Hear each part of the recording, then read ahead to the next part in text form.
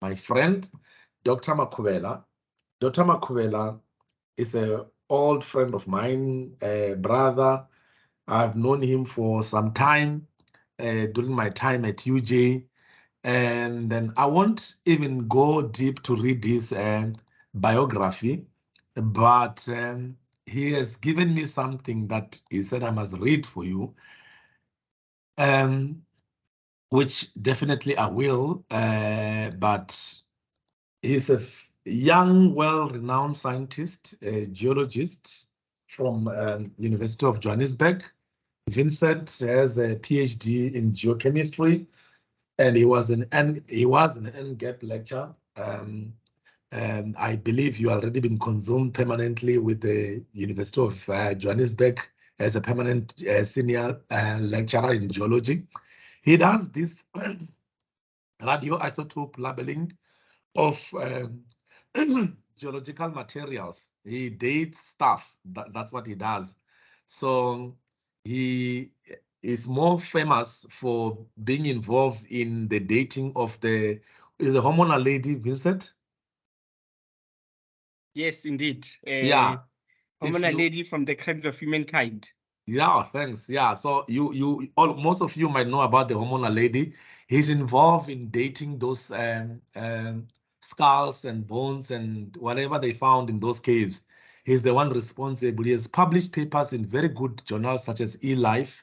And well-published guy. You can go look up to on the internet. You will see he's a very well-renowned geochemist. They have one of the rarest mass spectrometry in the university, where they do this dating using it. And myself and him, we are both mass spectrometrists, however, from different ends of the world. But today, he's not going to come talk about the 5 million years old skulls. He's going to tell us about the future. You know, University of Johannesburg is very big in fourth industrial revolution. And what a great honor to have you, Vincent. Without wasting any time, I think the time is yours. You're going to present. Once you finish presenting, then we'll open up for questions. People will have their own input. And then we discuss. And I want to also caution and put a disclaimer that Vincent is not presenting his views. He's just putting the overview. He's leaving it to us to judge. And let's see whether if this is something that is welcome in our space, or we must write a petition that we must block this thing in South Africa, or is something that we should continue to use. So Vincent, the floor is yours. Thank you very much, Professor Madara. Thank you very much for that very kind introduction. And you've covered a lot of things that I wanted to cover. You know, the background of how this session came about. That's very important. But also the fact that I'm not an expert, you know, in ChatGPT or AI tools. I do know a lot, but I would not call myself an expert, especially because this is a field, or these are tools that are rapidly changing on a daily basis. In fact, daily is not even enough. Every 10 minutes, there's something new that you can find out. You know, there's a new post, there's a new article, there's a new development, there's a new use case. So what I intend to do with this session is to start a discussion with everyone on this platform, so that everyone here can go on and start another discussion elsewhere. Because I feel it is very important to have a discussion about this topic.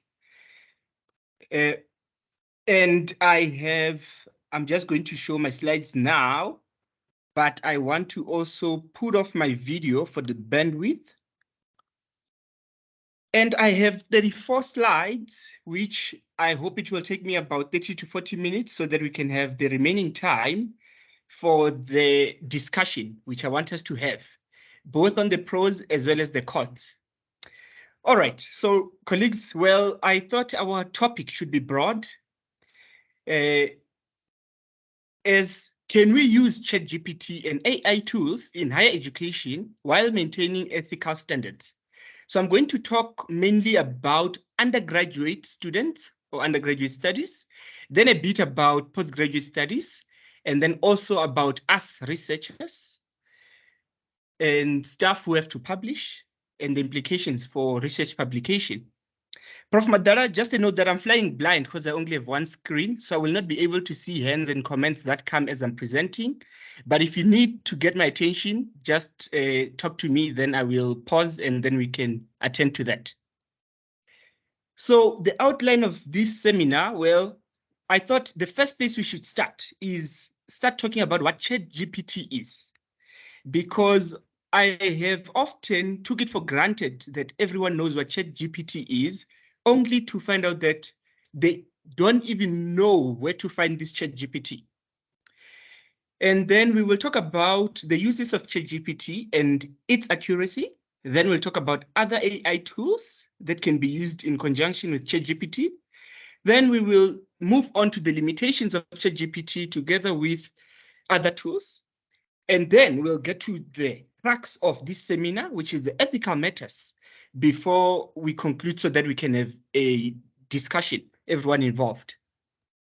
Okay, so ChatGPT, it is a large-scale language model, which was developed from these LLMs that were published for free by Google, and then a company called OpenAI, which is a research organization founded in December 2015 by people including the current CEO, who is Sam Altman, together with one well-known person whom I believe is still the richest person in the world, Elon Musk.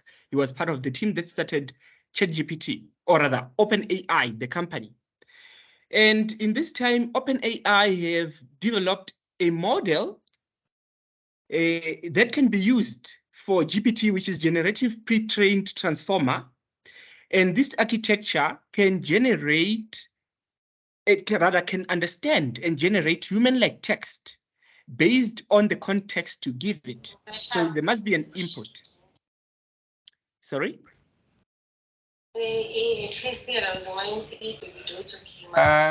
Can people mute themselves? There's someone who's not muted here, please. Thank you, Vincent. You can continue. All right, thank you.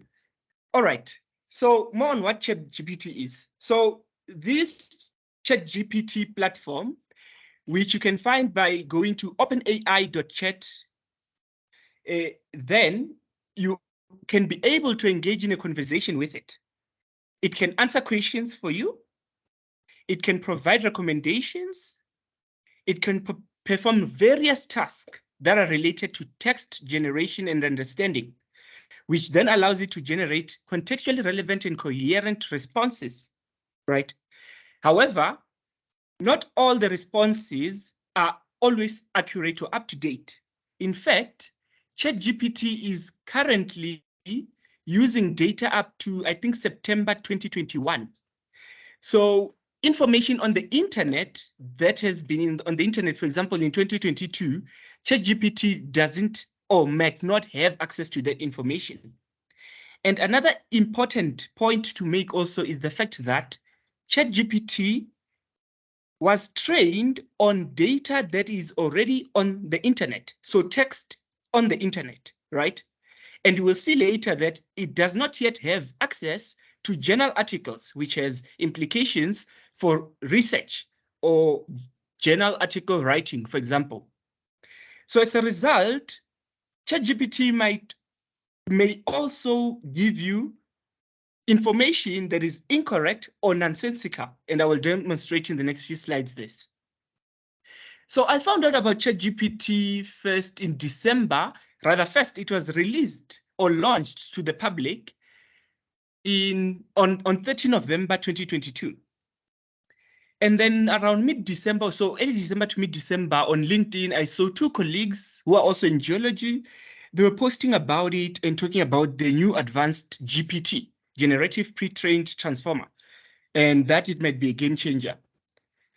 The first post, I also thought, well, it's one of those things like TikTok, whereby it's a big thing, we should ignore it.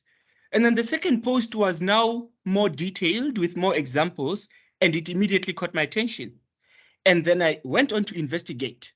And what I found out was scary, because as an academic, as a lecturer who teaches students, the first thought was the implications on the students, on the teaching and learning, because I immediately saw that, whoa, this platform can write assignments for students.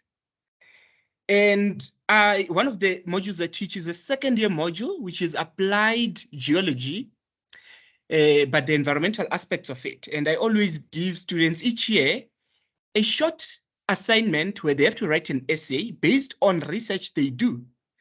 And the intention of this assignment is to teach them how to write clearly, how to first do research and then condense that research by writing a coherent piece. And here you can see what I give for that assignment, which is based on the Witwatersrand gold mines and their tailings, which are the main waste dams that can be found all over Gauteng, as well as Northwest in the Potchefstroom area, for example. And I tell my students, well, write a 1,200 words essay based on research that we will conduct. And this essay must have a 300 words introduction on what these Wits gold mine tailings are. And the remainder of the essay, which is about 900 words, should focus on two of the following questions. So I give them a list of questions and I do allocations to the students by student number, right? So the first student might get the first two questions. And so they have 3 questions in total. They must do research and write a 1,200 words essay. So I was like, okay, let's see if ChatGPT can do this. I gave ChatGPT a prompt and I'm going to pause quickly. So that's how ChatGPT looks. And there is the prompt that I gave. In fact, what I did is I just copied from my PDF that I give to the students and changed it a bit here. And in my prompt, I say, write a 1,200 words essay about the Witwatersrand gold mine tailings and the environmental challenges these tailings cause for neighboring communities. So I just use the first question, the first sort of assigned question together with the introductory question. And then I say, include sources in the essay, but the sources should not be part of the word count. Now I'm telling the GPT to say, I want the essay to be 1,200 words with sources, the references, but don't include the references in the word count, because that's the instruction I give to the students. And now let's look at what GPT did. And the video I'm going to show now, I didn't speed it up. I just recorded the screen, and this is what's recorded. So the response was real time. And you can see there, it says introduction, then it starts writing. And look at how fast it is writing. So essentially, the assignment that I give students, and I give them 2 weeks to complete the assignment, GPT wrote it in a minute or so. And you can see there it is, it's being generated. And if you are reading it, you will see that it's well written. Whether it is completely accurate or not, it's a different story that we'll talk about in the next few slides. But it's well written, it reads very well. But then you can see that the GPT suddenly stops. It doesn't continue. What then, right? So what one has to do is plain and simply just say, go on, as you will see, I typed there. Or you can say continue, or some command to say you didn't complete the task. Then it continues like it didn't even stop. It goes on, there it is, conclusion now, and then it gives the references, right? Impressive. Okay. Now this is scary, obviously, for us as educators, but the students will obviously be happy with this. However, if we look at more of my instructions that I give to the students, I say your submission should contain at least 5 in-text references of peer-reviewed articles from scientific journals, right? Because I don't want things from Wikipedia or some website written by someone who doesn't know the context or the content. And then it goes on, I give examples of what is an in-text references, because remember, these are second years, right? But now let's go back to look at a section of the well, the essay that was generated by ChatGPT. And we can see that, well, there is in-text referencing. There is Chen et al. 2016. Okay, that looks impressive, but that reference, I can't find it on Google Scholar. I'm like, okay, maybe it's not indexed on Google Scholar. Let me look elsewhere. What is the journal's name? Well, Environmental Science and Pollution Research, which is published by Springer. And then I go to Springer. I put in everything. I couldn't find it on Springer. I went on to Google search. I searched for it. Still, I couldn't find it. So the reference does not exist. Interesting. However, if I'm a smart student, I can see that they are related. There are other related papers or journal articles that I can find, which I can then just replace Chen et al. 2016 with this, and I'm sorted, right? That's one way to do it. So the issue of ChatGPT needing to reference its sources was noted much earlier. As you can see on the first shot here by David Chen, no pun intended there with Chen et al., who said that ChatGPT needs to cite its sources. And this was on December 24, 2022. So less than a month after it was released. Some people had noted that while the bot can be impressive in generating text, it needs to provide references for where it is getting its text or its knowledge or content, right? And recently, last week, we can see here there's another article by David Gewitz saying that, or rather, claiming that he can help you make ChatGPT to provide its sources and citations. I read the article and I saw that there wasn't anything special that the author was talking about, because I've tried some of those things. Sometimes they work, sometimes they don't work, because ChatGPT still makes up references, because what it does is it has learned a lot of text, so it's still able to come up with text that can seem like a very legible and a real reference, but when you look it up, you cannot get it anyway. Okay, so now let's look at more instructions that I give to the students for my assignment. Number 2 here, I say that your submission must contain exactly 3 figures, which could be photos, graphs, cartoons, etc., related to the topic. And each figure should have a caption, of course. And you're allowed to have one table if you want, etc. But the key part is that there must be photos of figures, right? Well, if a student is not going to bother with doing the research, they will not know where to find the figures, right? But then, hey, not to worry, there is another AI tool that can be used to generate figures. And that which is produced by OpenAI is DALL-E. DALL-E 2 specifically, that's the current version. And I went to DALL-E and then I said, Witwatersrand gold mine tailings, and it must be a photo. So the prompt, oh, Prof. Madara, I think you are talking to someone in the background. No, please? people, those who are not muted, please, can you mute yourself? Can you please mute yourself? Dr. Makhubela, you can continue, please. All right, thank you. All right, so I went to DALL-E and DALL-E 2 specifically and said, generate for me photos of the Witwatersrand gold mine tailings. So the photo there is to say photo because it can generate a cartoon, it can generate a pixelated sketch, for example, a drawing sketch, and so forth. Different types of figures can be generated. And this is the response I get. DALL-E 2 will give you 4 variations each time you ask it to generate something. And if you don't look carefully, because you can see it's like a mine setting, you would think these photos are accurate. So firstly, these photos don't exist. They're not real photos that were taken by someone and it's giving it to you.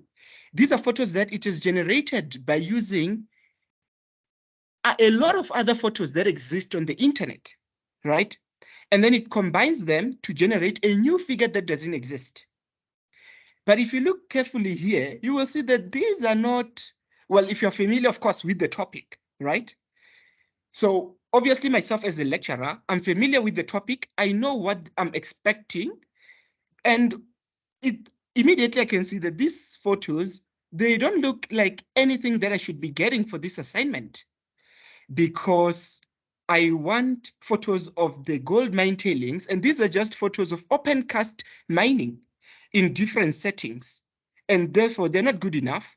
Yes, they can show some consequences of open cast mining, but they do not answer the question. So accuracy is an issue, right? Well, so DAL-E2 is not the only one that can generate images. There is at least 162 AI generative art sites. So that is the at least 162 websites that you can go to and generate new images, photos, drawings, etc. And some of them, you can also use them to edit an existing photo. I should have maybe added examples that I've done with DAL-E2, where I've taken an existing photo or diagram from a journal article, and I tell DAL-E2 to edit it with specific parameters, right? And then we see 4 variations of that edit. And by the way, I can keep on regenerating, just as on ChatGPT, I can continuously keep on saying, regenerate. That is, I'm not happy with what you did. Keep on improving, keep on giving me more options, right?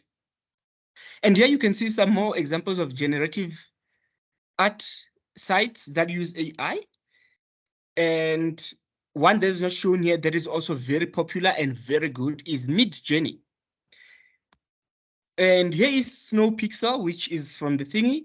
You can see here there is this figure or image, which is generated by AI.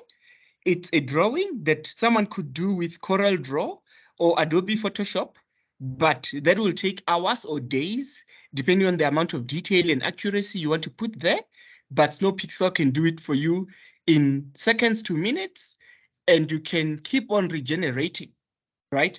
It's as easy as one, you create an account and then you put a text a text prompt or text input where you say, draw me a river through a marshland, for example. And it will give you 4 variations, but I think Snow Pixel gives you 15 variations at once, as indicated there, right? So the second thing is you can choose a preferred model, whether you want it to be creative, or you want it to be structured, or you want a pixel art.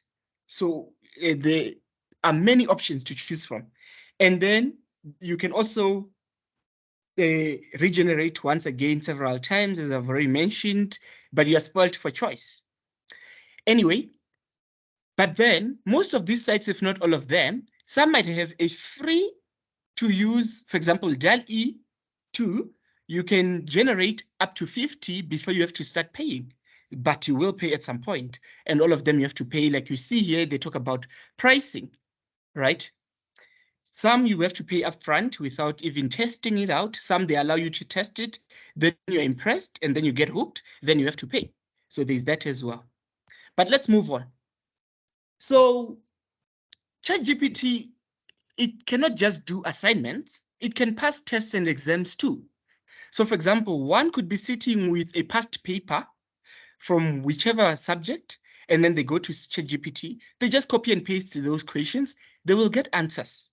And it has been demonstrated that ChatGPT has passed bar exams, board exams, medical exams, coding exams, that from different schools and universities around the world, as you can see by the examples I'm showing on the screen, right? And in most cases, it has done so exceptionally well. Distinction in most cases, right? So let's think back 2 years to 3 years during the thick of COVID, when assessments, tests, and exams were happening online, where students were unmonitored at home. There was an issue. We saw in some modules and in some universities, webcams were being used to monitor students when they're writing an exam or a test.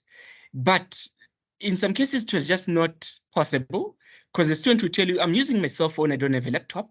I don't know how to use to activate the camera and so forth. Some were excuses, some were legit concerns or reasons. So in most cases, assessments went unmonitored, right?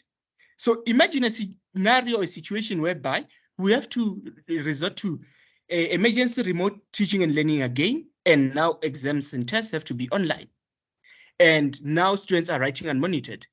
It doesn't matter how difficult you can make the question paper to be, because they will use ChatGPT, which is extremely fast in generating responses, and they will regenerate and regenerate and regenerate and have the answers and send you back, email you back, or submit a answers to an exam or test with GPT answers.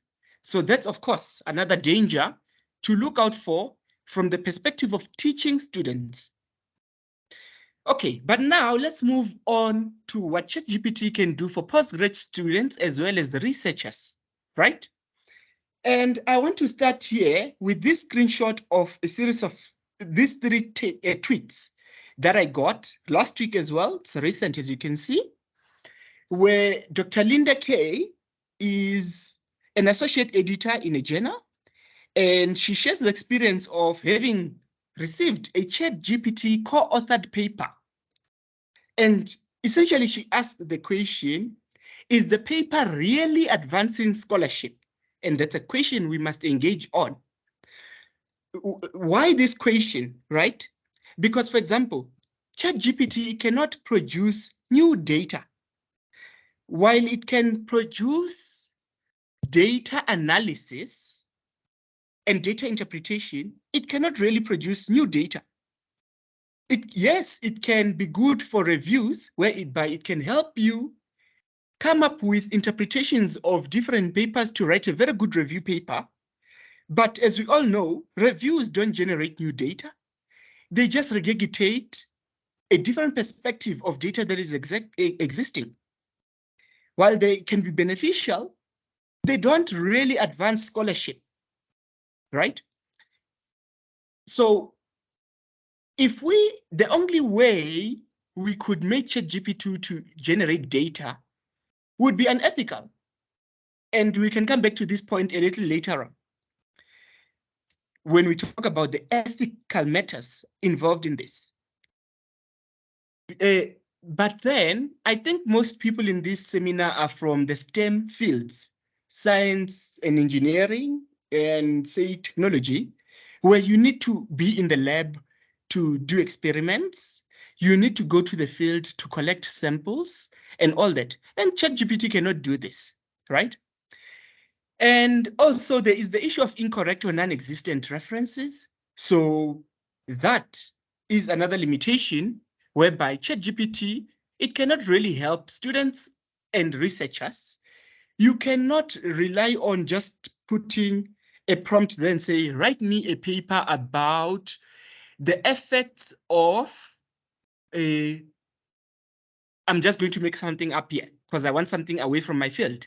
Write me a paper about the effects of plasmocrene on HIV, AIDS patients who have contracted malaria, for example, and expect that that paper will advance scholarship. Because remember, it will be limited on what is available out there on the internet, because it does not have access to academic journal articles yet. Well, not all of them, or the great majority of them for that matter. Because remember, most of these are also hidden behind paywalls, right?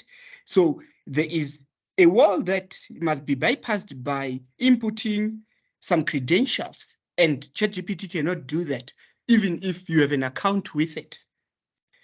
And also wrong information, what that paper, on plasmocrene, malaria, what, right, can also have wrong information on it. And if you're a postgrad student who is not well versed about the topic, you might think you are sitting on gold, but actually you're sitting on a lot of wrong information. And for research, well, I've tested a lot of prompts and queries to see if it can really advance scholarship. And the answer from my side is a no. And I have one example here. In fact, let me start by saying I have caught ChatGPT lying or incorrect many times. And if you've also done this, is that when you tell it that, okay, you are wrong, it says, it agrees with you that, okay, I am wrong. Then it tries to, lack of a better way, I'm sorry to insult anyone, it tries to bullshit you by then giving you a very long, detailed, winding explanation that is also irrelevant to what you've asked, you know? So it's good at deceiving. That's how I can put it. So here's an example here where, firstly, context. There is, I work with a method called cosmogenic nuclides, where we have to extract these cosmogenically produced isotopes in a mineral called quartz. It's a very tedious process. There are a few recipes for doing this.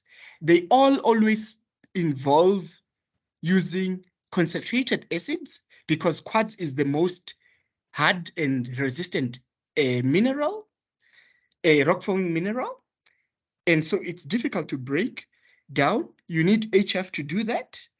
And in some cases, you need perchloric acid or hexafluorosilicic acid, right?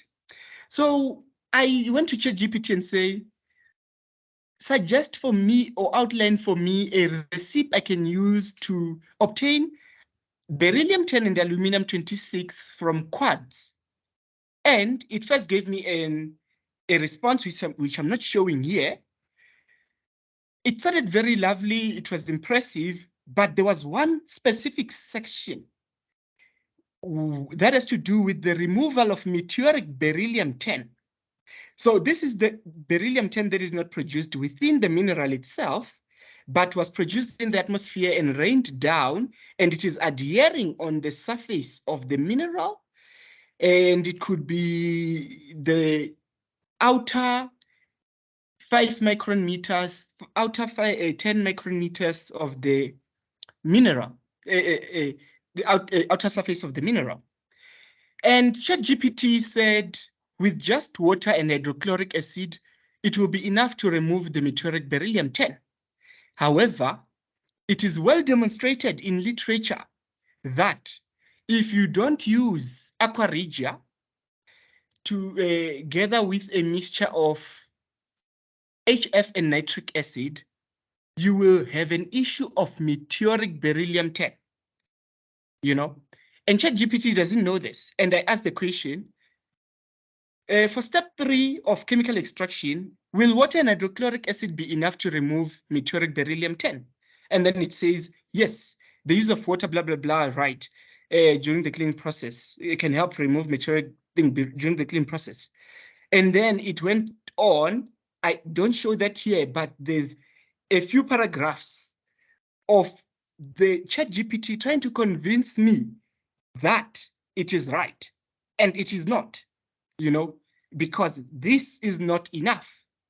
So, but thankfully for me, I know this. But now imagine a postgraduate student who doesn't know this and they think, okay, that's good enough. And then a supervisor doesn't take a very good look at the manuscript, for example, then the manuscript is submitted. Imagine that embarrassment from the editor and the reviewers when they point out something so simple to the authors of such manuscript.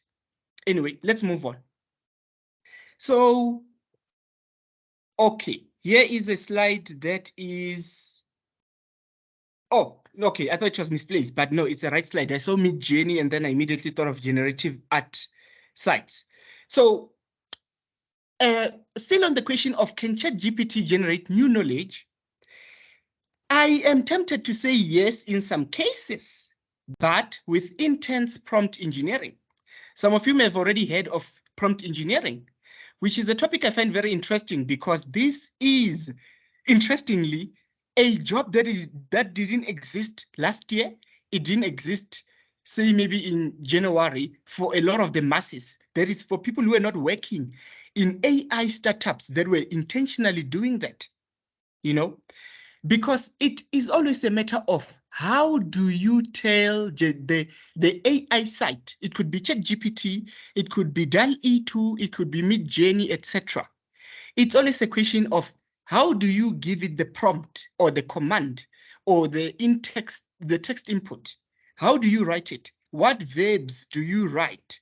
For example, instead of just saying to it, take this text and condense it, that might give you a result that is not as impressive as saying to ChatGPT, take this text and write me a summary that is so and so and so and so with more parameters. So nowadays, there are people who have started a lot of websites for selling and buying prompts. For a lot of the sites that are there, with ChatGPT being one of them. One of the sites is prompt-based, which you can see here. And they say, find a prompt, which means you're going to buy it, or sell a prompt, which means you've created one and you're going to sell it. So prompts have to do with how well can you think? Can you think and come up with an interesting idea, an interesting way of looking at an idea, an interesting way of asking questions? That's what it has to do with.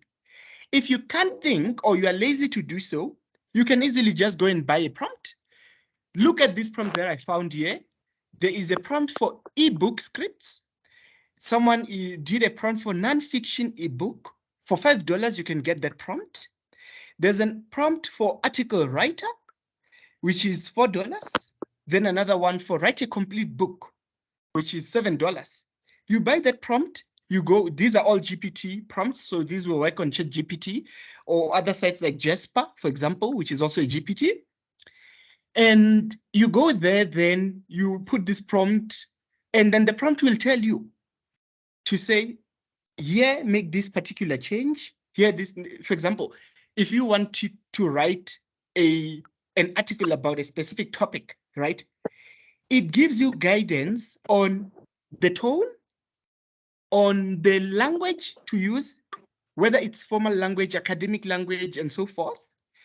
The tone, the audience, it will give you ideas of how to tell the GPT about your audience, you know, the length, of course, the topic, the context, important. So a whole lot of these things, right? That's what these prompts do, but they come at a price. Anyway, so ChatGPT as a model, together, of course, with other AI tools, they are constantly being developed and evolving. For example, when ChatGPT was launched in November 2022, it was GPT 3.5. And some people had been aware of GPT-3 and had used it. And it was not as impressive as GPT 3.5, which we now call the legacy model. And if we look at GPT 3.5, we can see that for reasoning, it scores 3 out of 5. For speed, it scores 2 out of 5. For conciseness, it scores 1 out of 5. But the currently available default ChatGPT is 3.5. So if you open ChatGPT now, it will be on GPT 3.5 default, which is the current one. And that you can see that it has been optimized for speed and only available to Plus users. So those who are paying the $20 per month fee, right? And you can see that for reasoning, it's got 3.5, so it reasons better than legacy model. Oh, sorry, the same as legacy model, but it is faster now. 5 out of 5 in terms of speed. And conciseness, well, it is just 2 out of 5. But then, about a week or two ago, GPT-4 was released, and this is the latest and advanced model. And by the way, GPT 4.5 is coming in April. And GPT-4 is also, of course, available to Plus subscribers. However, there is a cap to the number of prompts you can do in an hour. I think now it is 25 prompts an hour. even if you are subscribed, because of the demand. Why? It is slow. Look at the speed. We went from 5 out of 5 with 3.5, and 4 is only 2 out of 5. It is slow. Why is it slow? Because it reasons better 5 out of 5, and it is concise 4 out of 5. And that requires more time to do. So that's something to be mindful of. But on that note, now let's get into the crux very quickly of this discussion, or what we should discuss, the ethical standards of academia. And so I thought, hey, the best starting place is ChatGPT itself. And I went to ChatGPT and say, define ethics to a 6-year-old. And note that I had a spelling error there where I just said ethics. I left out the E. It was by mistake, not by design. And it was able to pick up that I wanted to say ethics. And then it says, ethics is like a set of rules that we follow to help us make good choices and do the right thing. It's like having a guide to help us decide what is fair and what is not, what is kind and what is not, what is honest and what is not. Honest, underline that word, please. Just like how we learn to share our toys, not to hurt others, and tell the truth, right? Ethics help us learn to make good choices and treat others with respect and fairness. So that's the definition that ChatGPT is giving to a 6-year-old. And so I expect everyone in this seminar to understand this, what we mean by ethics and ethical standards. Okay, now let's move on. So in terms of ethical standards, we already have ethical standards at universities now. For example, universities have anti-plagiarism policies. That's one ethical standard. Journals that we publish our articles in, they have publication and ethics policies that we must adhere to, right? But now let's look at some scholarly definitions of what we mean by ethical standards. So we are saying, let's avoid academic misconduct, which is the violation of moral principles, right? The ethics of academia, because we're talking about academia here, right? And there are some that already exist, for example, in research, right? For example, the CRISPR babies, if we are all aware with that, where there were researchers in China who made or produced babies or a baby in a lab, right? That was unethical, because as a human society, we have an agreement not to clone people or create people in laboratories, right? So in research, in teaching and learning, there are also ethics that we must adhere to.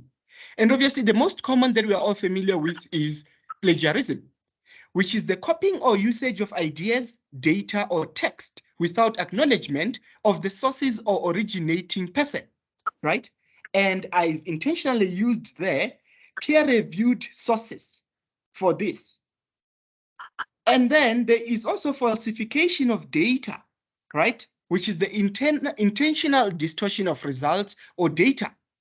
And I've intentionally put this as well, because remember, these two are not the only two academic misconduct acts that one can do.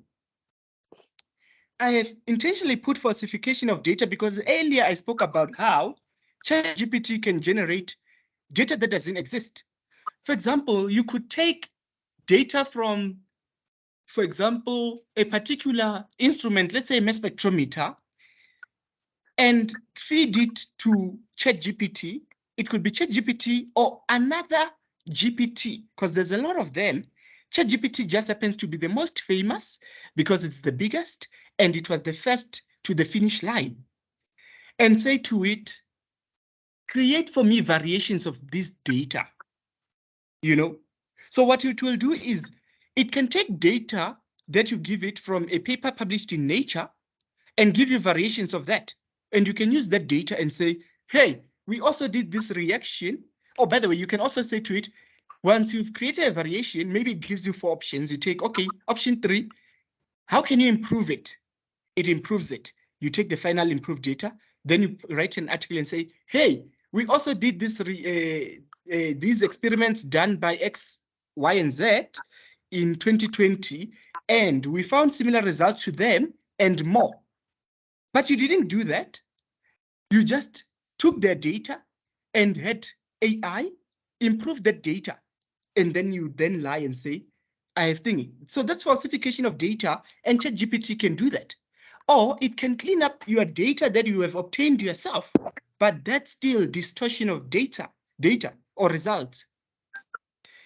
Anyway, so how do we adhere to ethical standards? Well, the first step towards preventing academic misconduct is developing and providing clear guidelines that promote academic integrity, right? This could be in all assessments and documentation that students and researchers work with frequently. I've spoken about the publishing and ethics policies of journals, right?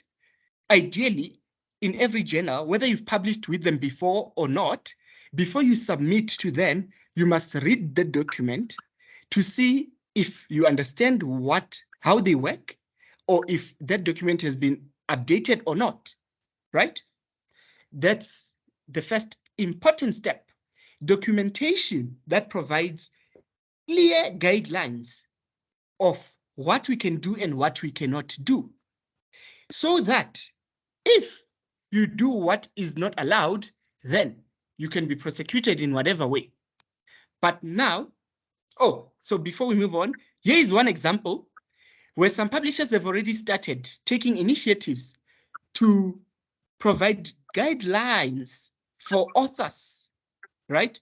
Here's one from Nature, an editorial from 24 January 2023, where they say, tools such as ChatGPT threaten transparent science.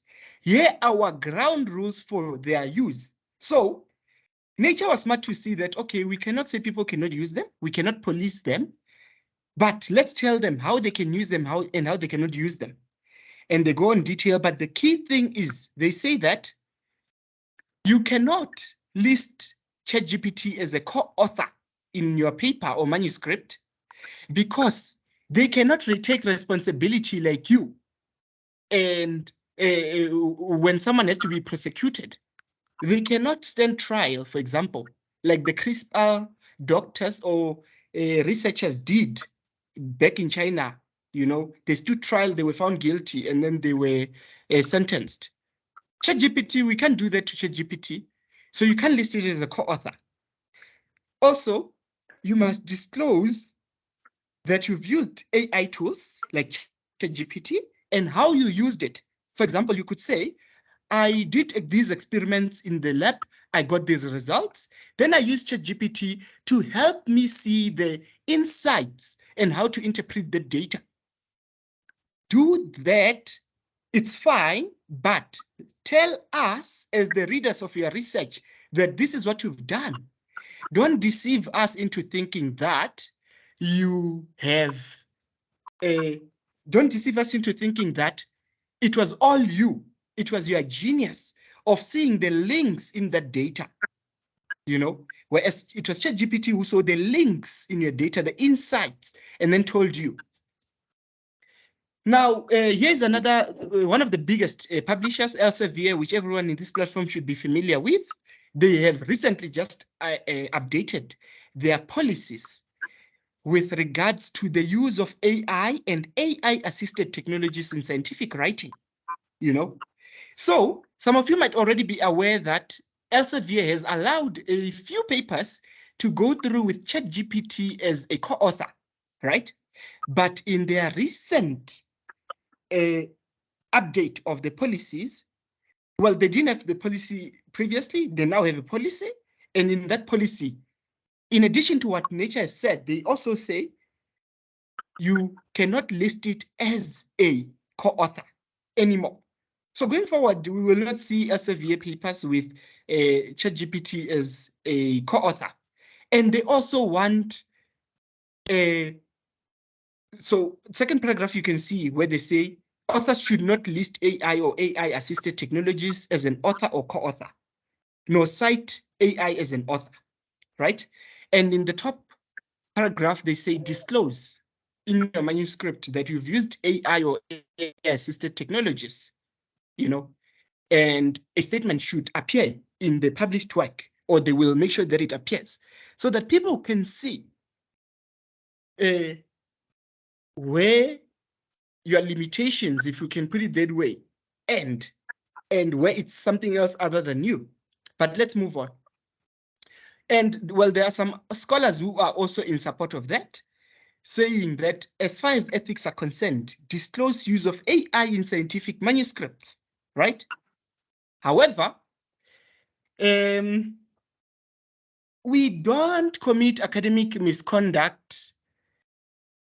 Rather, let me say we commit academic misconduct for different reasons. In some cases, it's personal factors, where someone just has a poor work ethic or a lower self-esteem or affinity for risk, like they don't fear risks or they don't care. So there's that. But it can also be an institutional or contextual factors where there is lack of severe penalties when caught. You know that there's nothing that will happen to you, you know? Or for example, in South Africa, you will not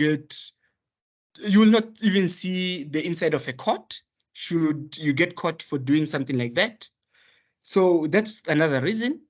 But it could also be the attitude or behavior of faculty members, you know, like not wanting to follow the policy.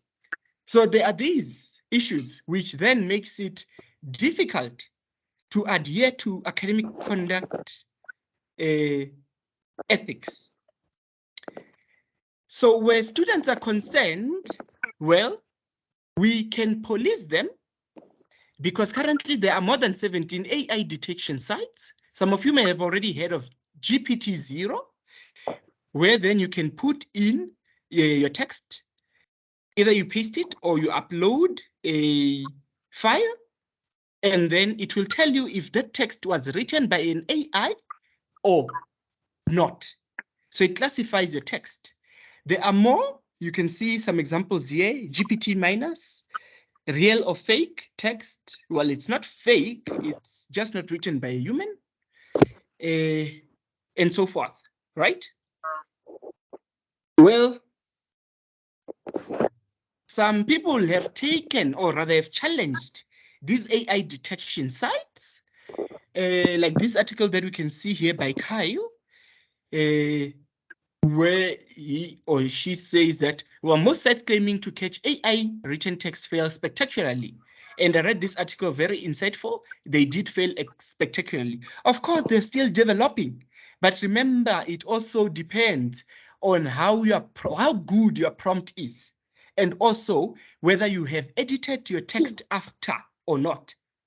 So you can edit your text enough to remove the AI, but you must know how to edit it. And there are articles that have been written about that, on what makes AI-generated text unique in its own way. So if you remove that uniqueness, the classifiers then fail. And in this article I found, so Kyle assessed essays, emails, what else? Essays, emails, cover letters, and so forth, different types of text, articles, by the way, as well, like blog articles or news articles. Nowadays, we read news articles that are written purely by AI, you know, and found that for an essay, all the ones that were tested, only GPT-0 classified the text as written by AI, whereas OpenAI classifier, AI writing check, CopyLeaks, GPT Radar, and so forth, they failed, right? And I saw that GPT-0 was successful in most of the types of text that were tested, like email, poem, article, blog, and so forth. It passed a lot of them. It was able to say, but not all of them, most of them, it was able to say, oh, this is AI generated. But there were some where it said not AI generated, but the text was AI generated. So there's that. Okay. So one could ask, why don't we just restrict access or use of these AI tools and make our lives easier? But would we really be making our lives easier? I don't think so. Because firstly, we cannot effectively block AI tools. For example, universities can block ChatGPT in their, right, like to say, if you're using the UJ domain, for example, you cannot access that site, it's blocked, right? Students can just use their cell phones, for example, or their own laptops using their own internet at home or on campus by hotspotting their laptop, for example, and still get away with it. And nowadays, you can also create your own chat bot by using the OpenAI ChatGPT API. You go to YouTube, you can find many videos of how you can create your own chat bot, which will be unique from ChatGPT. And by the way, you can also train it and customize it such that it works for exactly what you want it to do always. So there's that. We cannot effectively police or restrict access and use. And also, we need to teach for learning and not for assessment.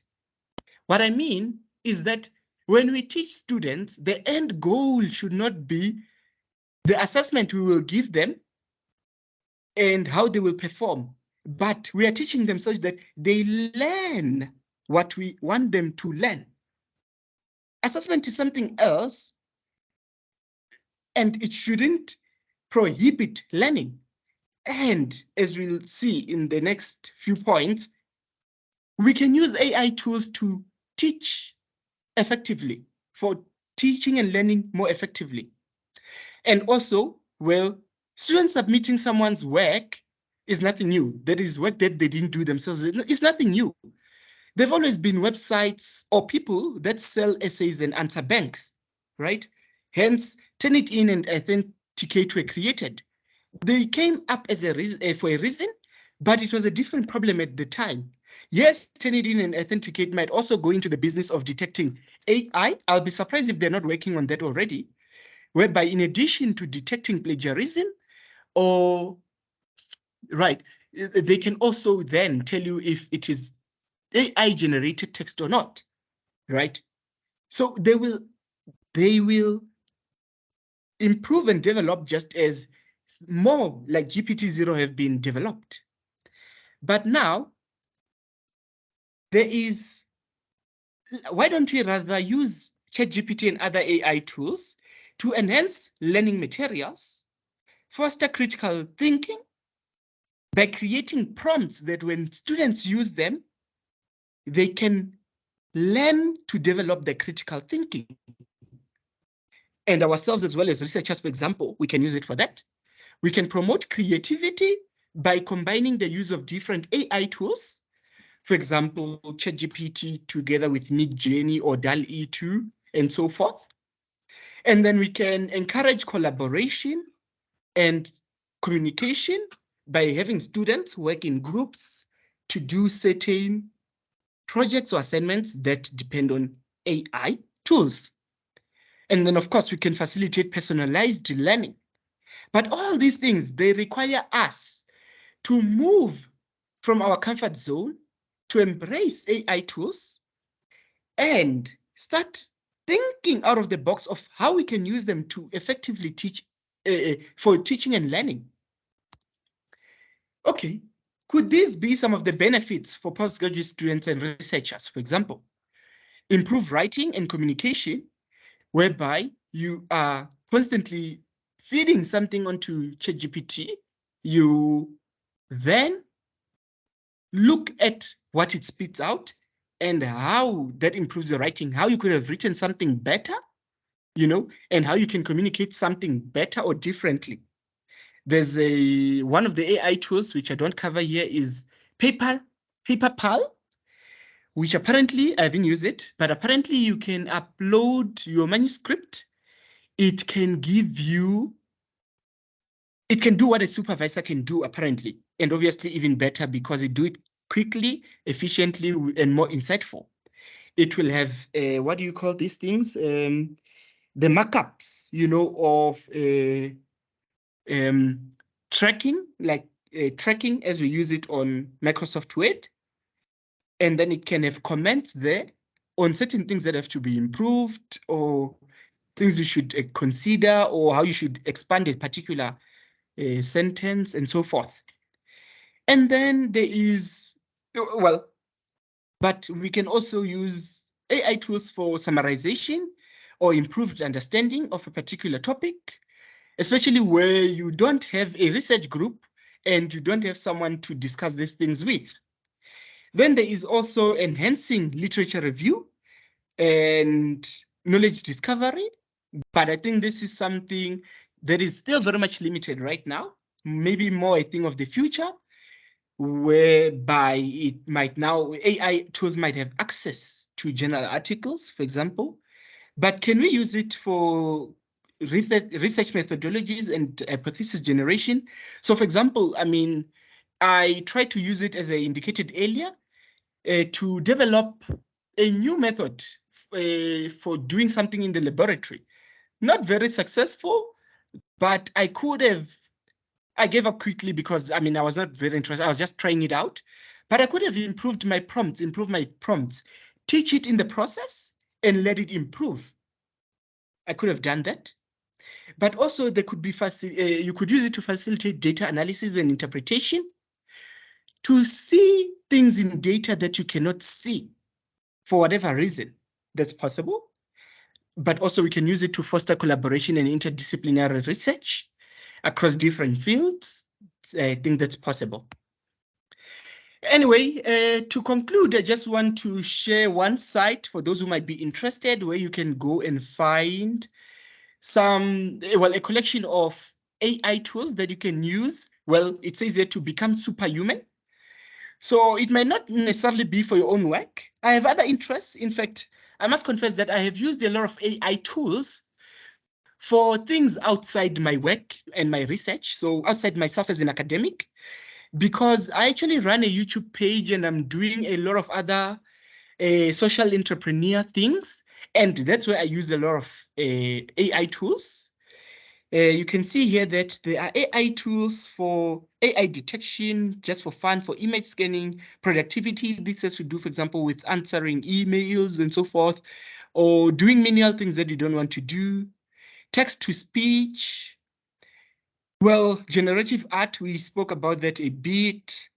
Research, you could look what's there in addition. Marketing, for example. So there are tools that you can connect to your Twitter, and then every day it posts something on your behalf. You sort of tell it what to post and so forth. There are AI tools where you can make music, for example, or generate videos. For example, Descript is this software where you can record a video, and then that video, it automatically removes the the filler words that we tend to use and repeated words. And then you end up with a very beautiful, clearly flowing video, for example. So there's that.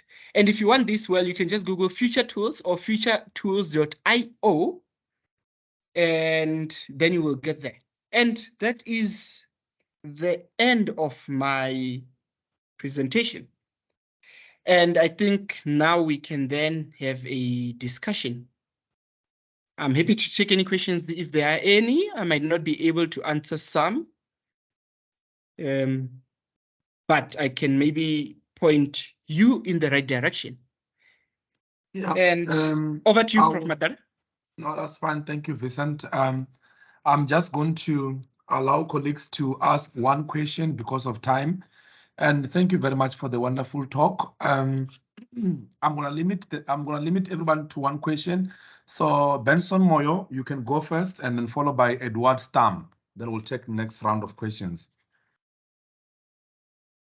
Thank you very much, Chairman.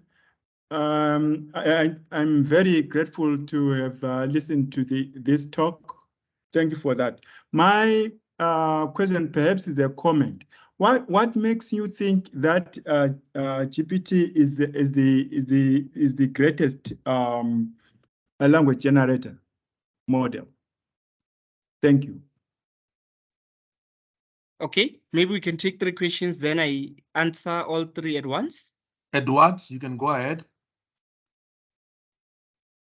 All right, I was curious about the article where they tested the AI detection sites.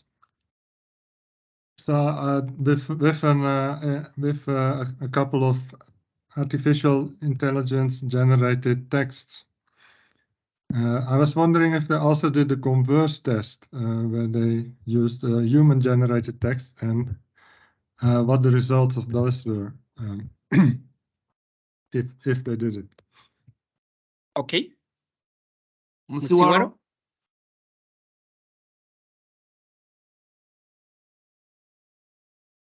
Musiwaro Samuel?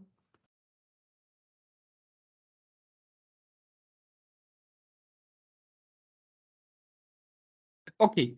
I'm not sure what's happening with Musiwaro, but maybe Yeah. I could be answering Those two, the yes. first two questions so long. Well, the first question, why do I think GPT is the greatest? Well, I can answer this question in two ways, my personal opinion and the general perception. And both have to say it's impressive. It's by far the most impressive thing we've ever had to deal with recently. And that is just shown by the number of users it has attracted, rather. It reached 100 million users in the first few weeks, I think 2 weeks to be specific, I think, can't remember. And then, and people couldn't get access to it. You know, maybe some of you have an experience of trying to log in and you can't because it's oversubscribed. And even though they keep on increasing the strength of the servers, the demand for it's constantly overloaded. So there's that perspective of the fact that it's in great demand. But personally, it is very impressive because it is like speaking to 1,000 people at once in a matter of minutes. And they make me see a lot of things I've never been able to see or understand. So that's why I think it's the greatest. But it's not just my opinion. I do acknowledge or admit to its limitations, but we cannot deny how impressive it is and how we can efficiently or effectively use it for good and development. So second question, before we take more hands, because I see there are more hands. Well, on the article of, so that is just one example of an article. And in that article, they do also test human-generated text. And they found that the AI classifiers are always able to say this is not AI-generated text. So they're very good at detecting human-generated text.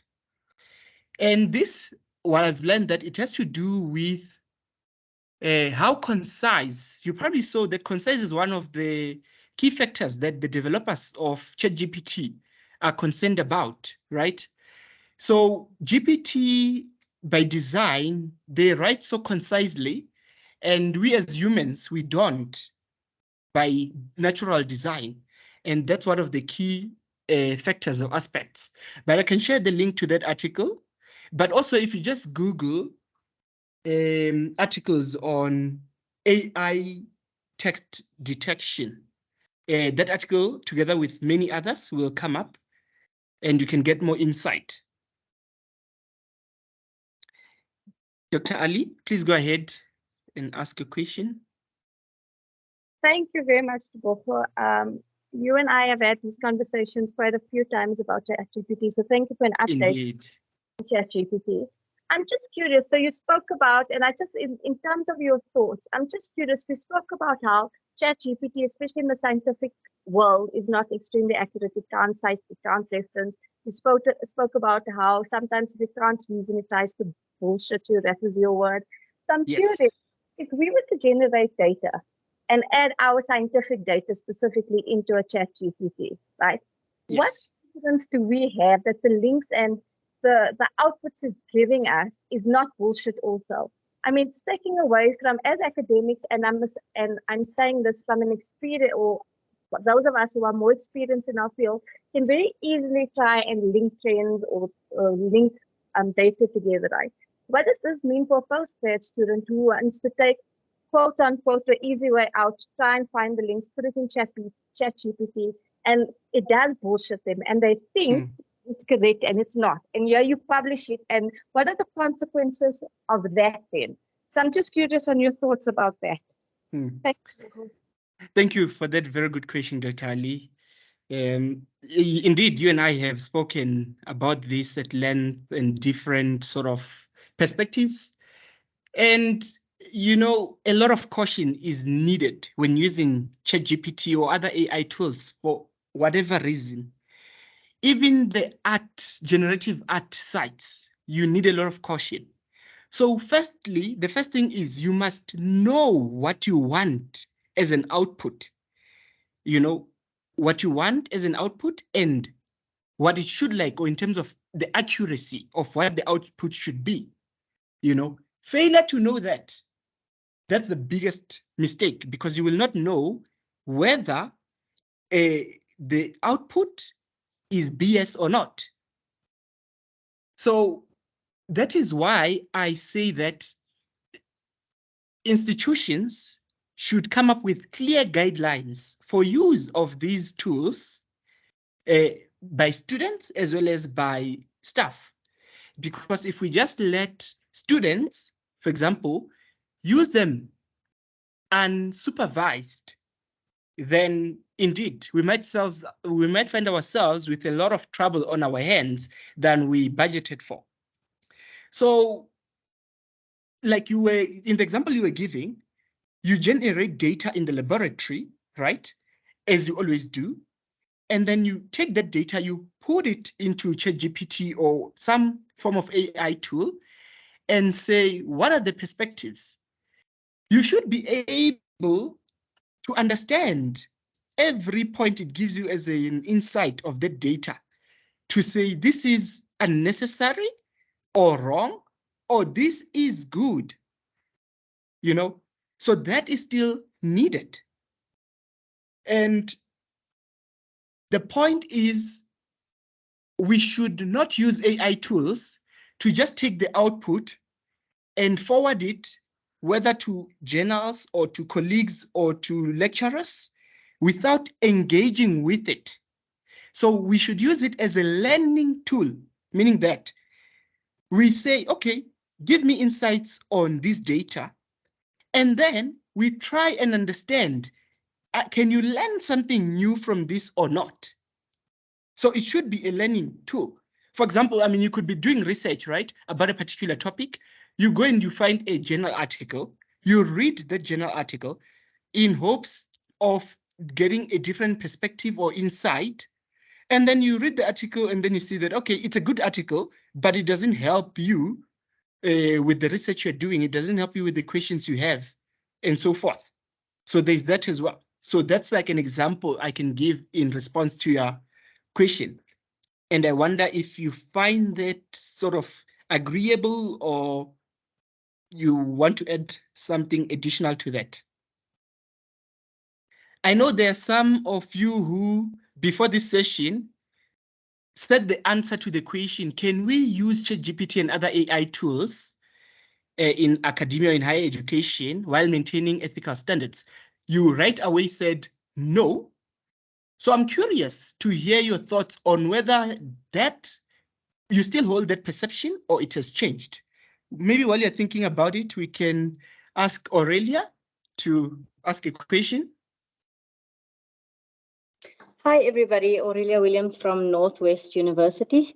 Thank you very much for this talk. It was very insightful, and I think you've summed up what is out there pretty well. What I'd like to add is to say that it comes with responsibility. So like you've said, Vincent, that we can utilize the AI technologies to facilitate learning, but there's still the responsibility on the supervisor as well to be present. And even though we might use these AI technologies, you wouldn't just necessarily accept something from a student and send it off to a journal. It is still the responsibility to read and make sure that, you know, what is in there actually makes sense. And then I think also, I think AI technologies has been used for quite a lot, quite some time. And especially, for example, if you think in terms of pilots, I think it's okay to reference it. I would use it as a means to simulate data. And simulation has been around forever. Reference its use and then take it from there and then develop further from what it actually gives you. But I do think also, even though there's great value, the responsibility and the onus is then to actually check on the outputs that it gives you.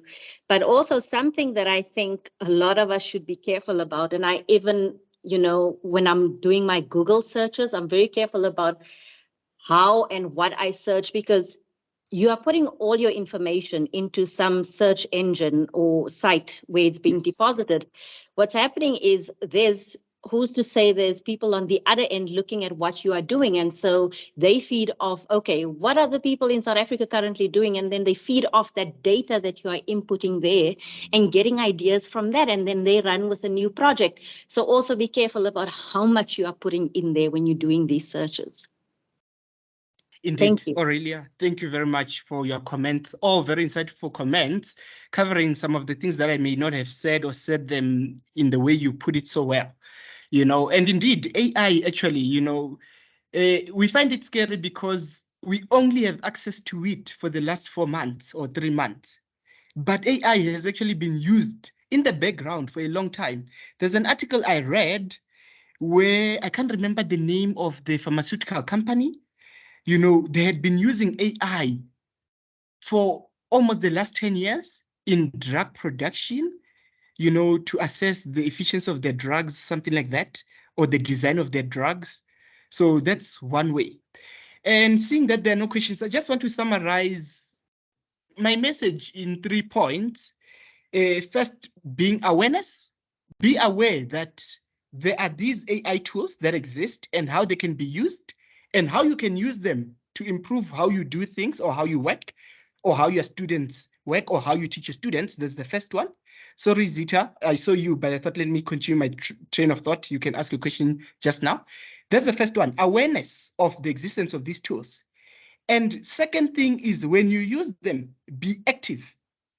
Actively use them by engaging what they are outputting and challenging what they're outputting so that they can improve while you also improve, instead of just you input the output, you take and you pass forward.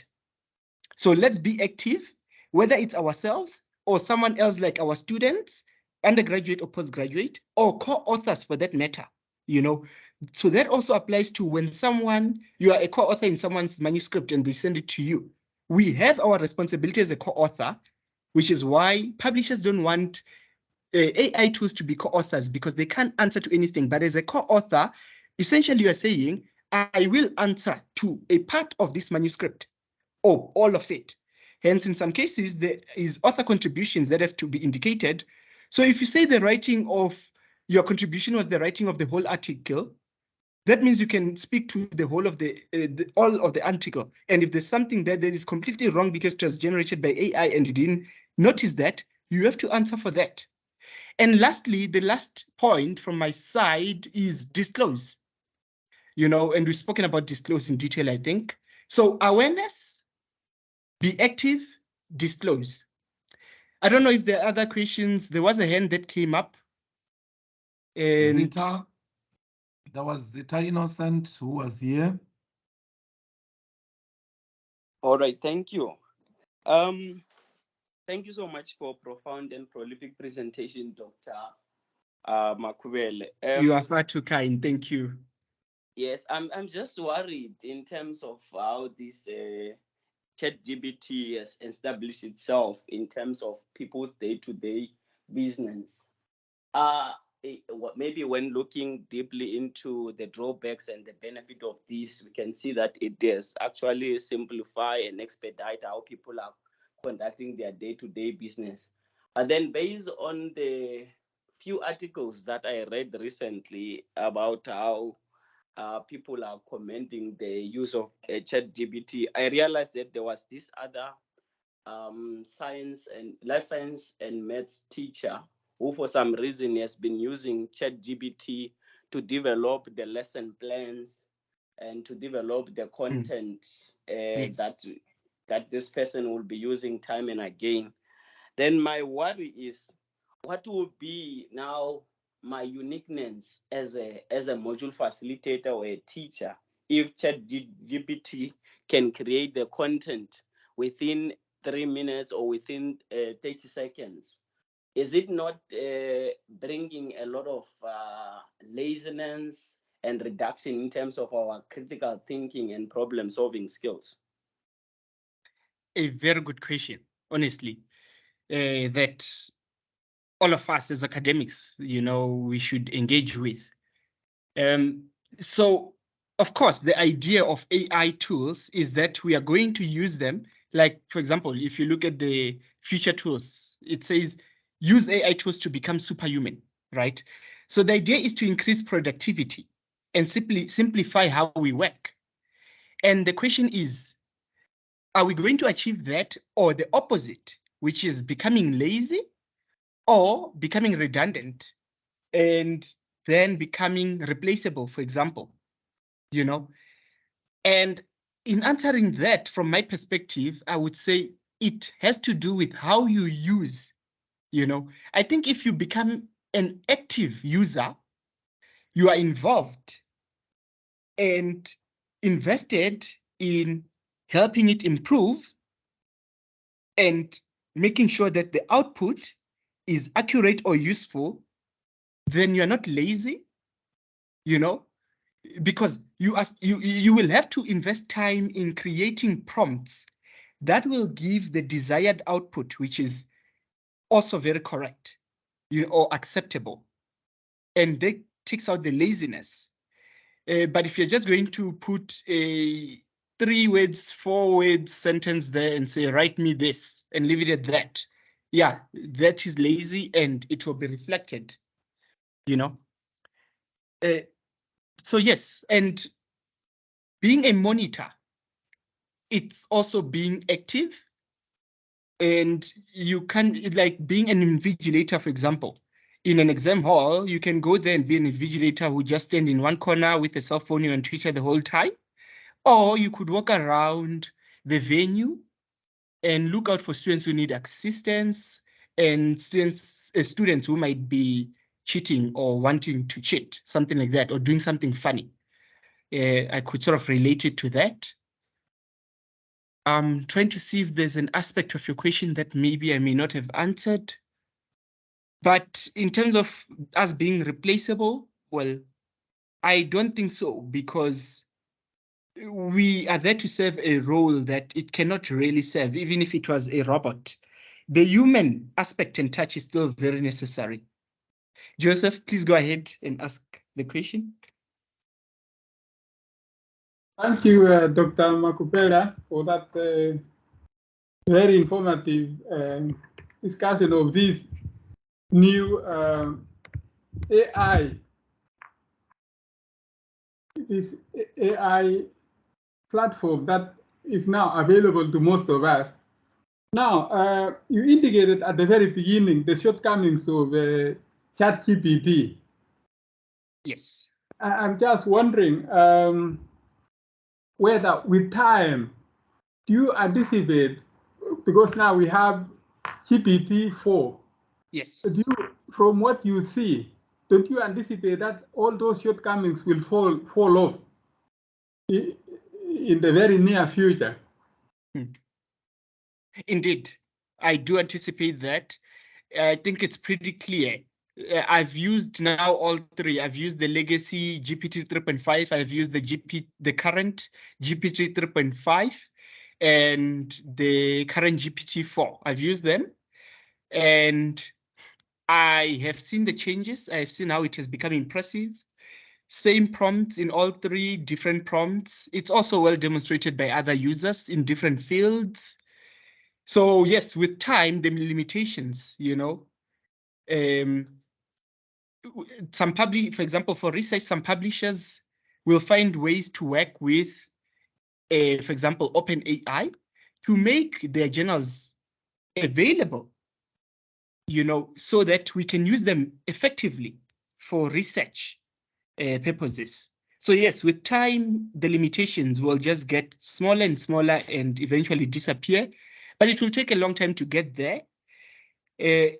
And that's good. But with time, I'm worried about access. So for example, right now you need to be a plus, well, you need to pay $20 a month to be able to use GPT 3.5 or GPT-4 and the upcoming GPT 4.5, which indications are that it's coming up in April, could even be first week April in 2 weeks, So it's going to be one of those instances whereby you are left out, you don't have access.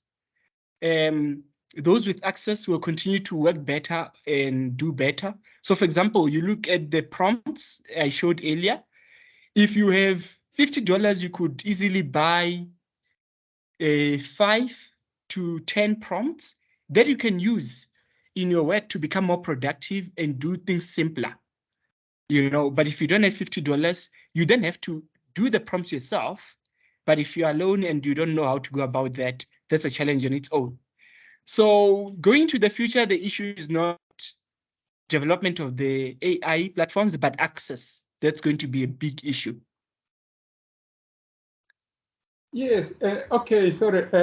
Just to add a little bit on that, now, we can see you also indicated that the problem with AI, it can change, it keeps on regenerating, and almost in the end, it's like very invasive.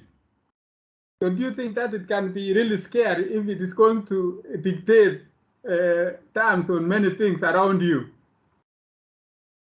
Yes, indeed. In fact, I'm not sure if that note still exists somewhere on OpenAI website, but very top on the OpenAI website was that do not put sensitive information on ChatGPT, because it can be invasive. You could easily leak sensitive information because it will learn that information and then it might regurgitate that information elsewhere, but it is the nature of technology. We've seen this, whether it's social media or not. Technology is always invasive. Privacy is a big issue when it comes to technology use. By merely having a cell phone, your privacy is already, it gets affected significantly. So there's that. I would like to believe that the developers are mindful of that. And hence I was saying, I'm not sure if that note still exists on the OpenAI website, where they caution on the input, not to input sensitive data. So yes, privacy is a real factor, but it's nothing new again as well. Yeah, thank you so much. Thank you. All right, thank you. Frank, please go ahead. Thank you, Doc. Mine is more of a comment to say if we look at one end where we have more of in terms of writing, how do I put, maybe literature kind of writing, and where it really becomes a threat. Looking at this, it's kind of disrupting, really big. But from the other far end, where it's more technical, mostly where we are talking of, as universities leading in community engagement, community of practice, and all that, we have to go to communities, engage with communities. I really see that it does not have, the power to fill that gap, because when we go to communities, we engage communities, we talk to communities and all that, then ChatGPT cannot replace, communities' mindsets, their concerns and all that. Maybe to a point where we can say it's so advanced that it's now able to geolocate. Maybe when people post things on Facebook Twitter and whatnot, and be able to locate to say, in terms of context, these people in this particular area have been raising these particular issues and all that, then possibly these are the issues. But also, again, looking at, from a town planning perspective, where we really need to develop master plans, we need to engage with communities, develop investment plans, CBD development plans, and all that. Really, I don't see it creating a layout plan for a particular community or telling how this town should be developed, inner city housing, and all that. That there is still, so somehow looking at different ends, yeah, there is one aspect that is being really affected much. And there's also another end where we still say maybe it has not yet reached that far end, but still people should not relax. Yeah, that's my comment. Thank you. Thank you very much, Frank, for that comment. I do agree with some of what you're saying, but not entirely. So in a moment, Christel, I'll give you a chance to ask a question, but quickly, Frank, you made some very good points or comments. For example, community engagement, which is something I also do a lot, TJ. ChatGPT cannot go to the field or to a particular community, to do outreach. We go and do that, right? However, we can use ChatGPT, for example, to take one journal article, maybe a community that is affected by a mine tailings, right? The mine waste. And it's very scientific. We can use ChatGPT to take that article and condense it and explain it to people who don't know anything about the science, remove the jargon, make it very accessible. We can use it for that purpose, right? And then create, say, posters and use other AI tools, for example, to create images and posters like Canva, for example, that we can then use for community engagement. So that's one way. So in terms of fields or disciplines that are technical, I don't know if you would consider computer science or coding to be technical, but that's one of the fields where AI is being very disruptive. You should see the way ChatGPT writes code. It's unbelievable. And in fact, you just have to give it words. You can write a paragraph of conditions to say, I want a code that does X1, 2, 3. And it will write you a code. You will tell it, write it in MATLAB. It will write it and say, convert it to Python. It will do that and so forth. So there's that. But anyway, let's give Christel a chance to ask a question. Thank you, Dr. Makhubela, for your insightful presentation on ChatGPT and the AI trends. My question to you is, what is this one advice that you can give to human instructors?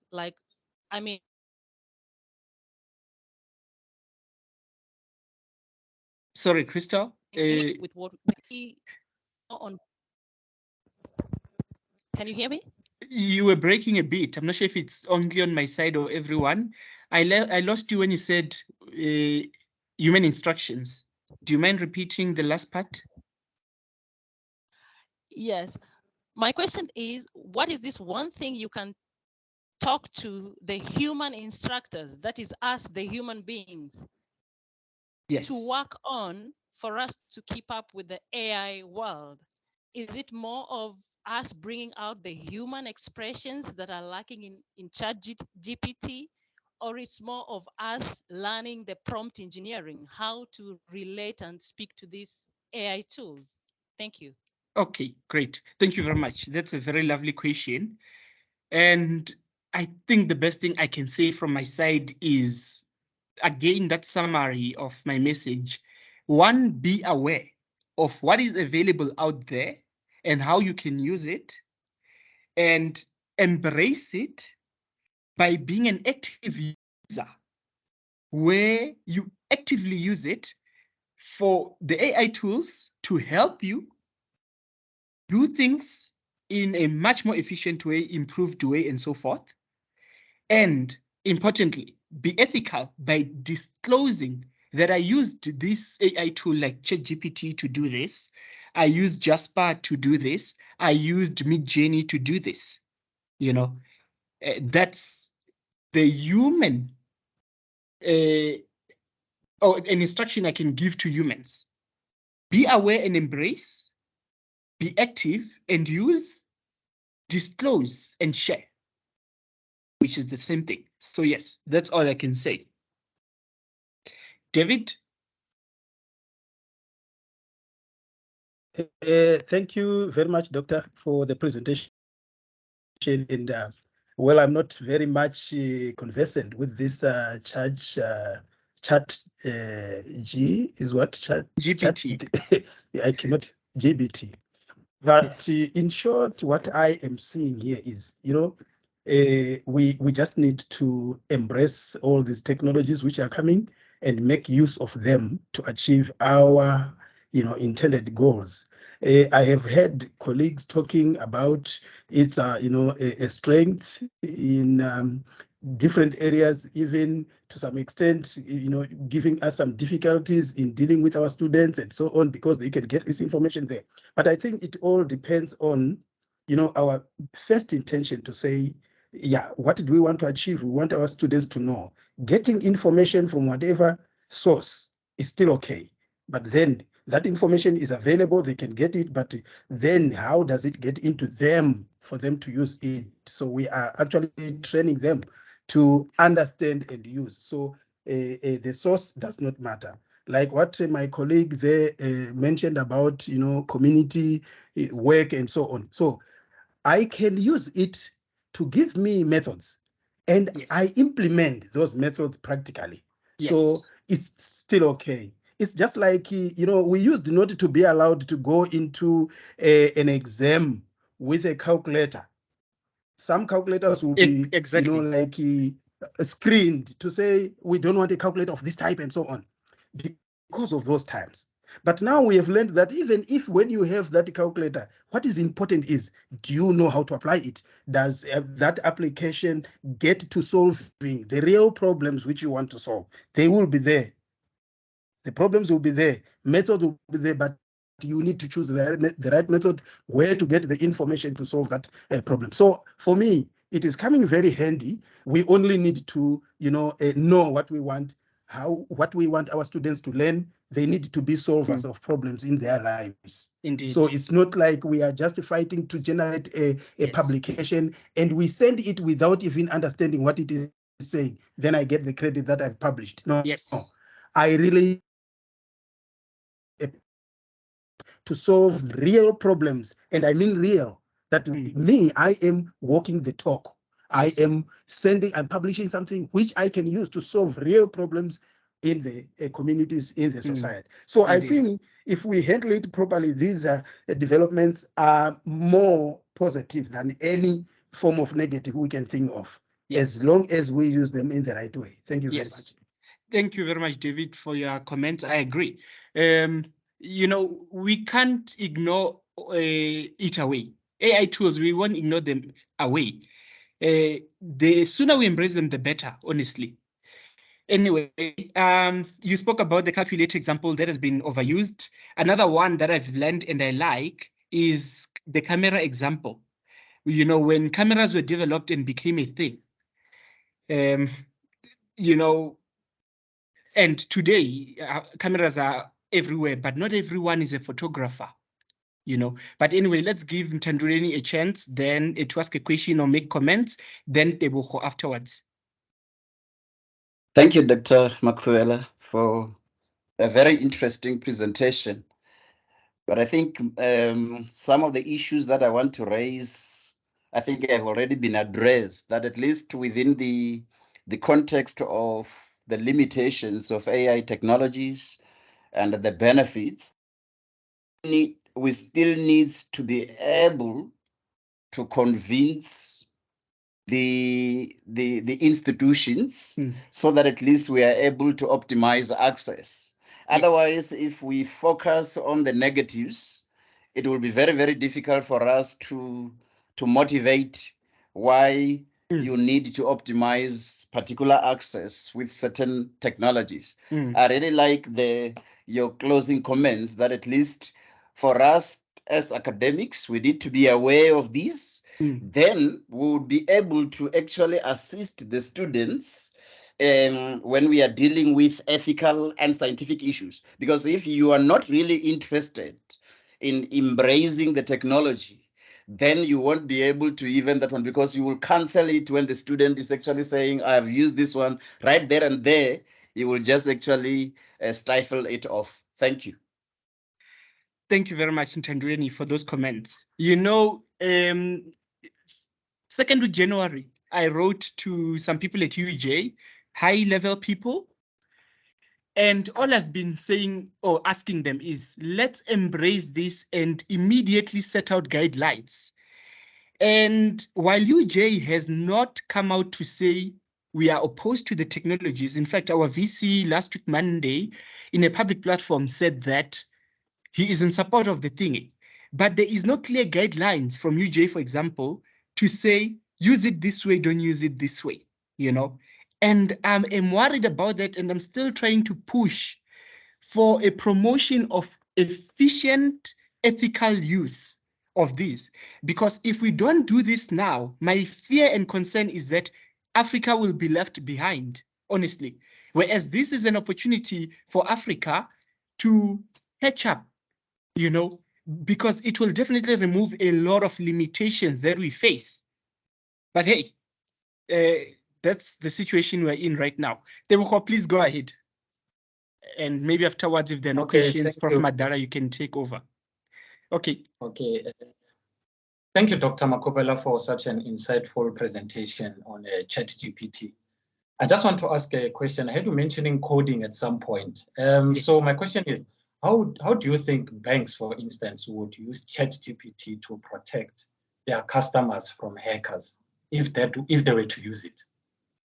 Well, that's a very interesting question, you know, and well, I do know a bit about IT and software development and cybersecurity, but I'm not an expert per se. But, you know, just as banks will use it, so will hackers, you know. And hackers, we shouldn't forget, they are normal coders themselves. Some also worked in banks, for example, you know. So they're not people who are completely external from the situation. You know, some are like inside people. So yes, bank will be able to effectively use it, but hackers will also be able to effectively use it for the opposite of what the banks are using it for. I hope that question sort of helps answering your question. Because you can use ChatGPT, for example, to do good or to do bad. In some cases, they've tried to curb it from doing bad, but you can always find some smart ways or efficient ways of working around it doing the bad. That's all I can say on that. Yeah. Dr. Okay. Makhubela. Prof. Madara? Yeah, I think we have allowed additional time for Indeed. this discussion, and I can still give more 3 minutes if there's anyone with a burning question. Or comment. If no, once again, I would just like to thank you very much for this wonderful talk. Indeed, we continue to inspire confidence amongst ourselves, amongst the colleagues, the students, in order to be aware of these tools. So I therefore want to thank you on behalf of the University of Venda, especially the Faculty of Science, Agriculture and Engineering, for the time that you made to come and give this presentation.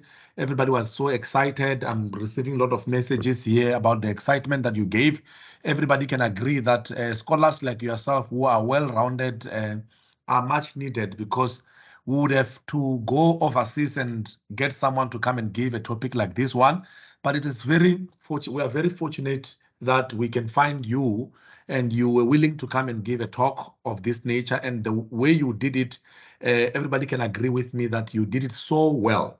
And then for my colleagues who stayed from the beginning to the end, I also just want to thank you. I think now we can deliberate within the faculty about how we can also bring about the guidelines that can stimulate the interest into these things. So the announcement, Wanda, I think I'm just not going to allow a question now because it's too late, but I will give you Dr. Makhubela's contact. We can send the question through me. I can send it to him. But what I would also like to do is to give an announcement of our next seminar, which I will announce soon. And this I do on my personal capacity. They're not officially university seminars, but we have to discuss now the next thing, which is the predatory nature of the MDPI journals. That is something that has come to the fore. Colleagues have been trying about this, and I think it's time that maybe we discuss that. Dr. Makhubela, once again, thank you very much, and thank you, everyone. Now you can go and enjoy your shutdown. For those who have been practicing to go and loot, maybe that's the time now to go and do it. Thank you so much. Bye-bye. Thank you, Prof. Madara. Thank you, everyone who participated and attended. Thank you. Thank you. Bye-bye. Bye-bye. Yeah, thank you.